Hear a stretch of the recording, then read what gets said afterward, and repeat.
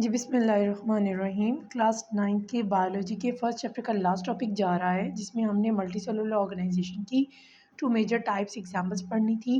The first one is mustard plant, the second one is frog. अगर mustard plant की बात की जाती है तो पहली बात हमने इसको मल्टी सेलुलर ऑर्गेनाइजेशन में क्यों स्टडी करना है, क्योंकि अगर प्लांट की बात की जाती है तो उसके जो डिफरेंट ऑर्गन्स हैं, इसमें लीव्स, स्टेम, रूट्स, फ्लावर्स आ जाते हैं, डिफरेंट टिश्यू से मिलकर बने हुए हैं और वो मल्टी सेलुलर कहलाती हैं। तो यहाँ पर जो मस्टर्ड प्लांट है, इसका जो साइंटिफिक नेम है वो है ब्रासिका कैम्पेस्ट्रस। साइंटिफिक नेम के बारे में अगर मैं बताती चलूँ कि साइंटिफिक नेम किसे कहते हैं और ये क्यों रखा जाता है, तो रीजनल नेम्स, जैसा कि किसी भी जगह पर किसी भी चीज़ का ख़ास नाम होता है, हम उसको उसी नाम से बुला लेते हैं। जैसे कि सरसों का साग है तो किसी जगह पर उसे साग कहा जाता है, किसी जगह पर कुछ कहा जाएगा। तो लेकिन इसका जो ये मस्टर्ड प्लांट का, सरसों के साग का जो साइंटिफिक नेम है, जो पूरी दुनिया में सेम है, वो है ब्रासिका कैम्पेस्ट्रस। तो ये विंटर में बोया जाता है। ये अक्सर एमसीक्यू आता है कि ये इसकी काश्त कब होती है, तो ये sown in winter and it produces seeds at the end of the winter. तो विंटर के लास्ट पर एंड पर इसके बॉडी से सीड्स और फ्लावर्स हमें मिलते हैं। इसकी प्लांट बॉडी को वेजिटेबल के तौर पर इस्तेमाल किया जाता है, जबकि इसके सीड्स को ऑयल के लिए इस्तेमाल किया जाता है, वह उसमें से ऑयल को एक्सट्रैक्ट किया जाता है। The organs of the body can be divided into two major groups. The one is the vegetative part and the second one is the reproductive part.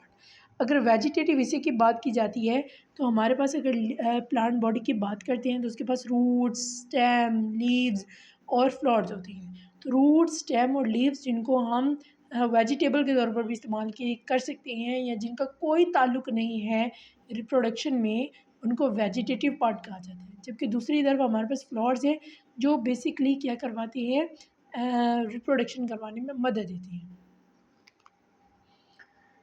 यहाँ पर हमारे पास जो रूट्स, स्टेम्स और लीव्स थे, उनको हम वेजिटेबल के तौर पर यूज़ कर सकती हैं, जबकि हमारे पास एक्चुअल रिप्रोडक्शन के लिए फ्लावर्स हैं जो फ्रूट्स और सीड्स को प्रोड्यूस करती हैं। इसके मेन ये ऑर्गन्स हैं और ये ऑर्गन्स मिलकर एक टोटल प्लांट बॉडी को बनाते हैं, जिसकी वजह से इसको मल्टी सेलुलर ऑर्गेनाइजेशन में पढ़ा गया है।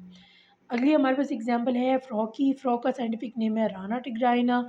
अच्छा, ये मल्टी सेलुलर ऑर्गेनाइजेशन शो करता है क्योंकि इसकी जो बॉडी है वो डिफरेंट ऑर्गन्स से मिलकर बनी हुई है, और वो डिफरेंट ऑर्गन्स मिलकर ऑर्गन सिस्टम बनाते हैं। जो रिलेटेड ऑर्गन्स होते हैं वो मिल जाते हैं और मुकम्मल एक ऑर्गन सिस्टम बनता है, और वो अपना स्पेसिफिक फंक्शन पे करती हैं। All the organs in a frog body made of specific tissue, वो स्पेसिफिक टिश्यू से मिलकर बनती है, जिसमें एपिथेलियल टिश्यू जो स्किन के लिए इस्तेमाल होता है, ग्लैंडुलर टिश्यू जो स्किन के ऊपर डिफरेंट ग्लैंड्स होती हैं और डिफरेंट जूसेस को सेक्रेट करती हैं, म्यूकस को सेक्रेट करती हैं, उसके लिए ग्लैंडुलर टिश्यू काम करती हैं। मस्कुलर टिश्यू मसल्स बनाने में मदद देते हैं, जबकि जो नर्वस टिश्यूज़ होते हैं वो ब्रेन और बाकी नर्वस सिस्टम को कंट्रोल करती हैं। Some organs and organ systems of frog have been described in the practical activity given next.